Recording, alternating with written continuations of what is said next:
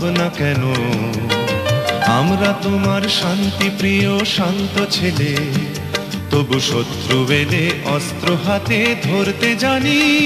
তোমার ভয় নেই মায়া, আমরা প্রতিবাদ করতে জানি। মা গো, ভাবনা কেন? আমরা তোমার শান্তি প্রিয় শান্ত ছেলে, তবু শত্রু এলে অস্ত্র হাতে ধরতে জানি। তোমার ভয় নেই মায়া, আমরা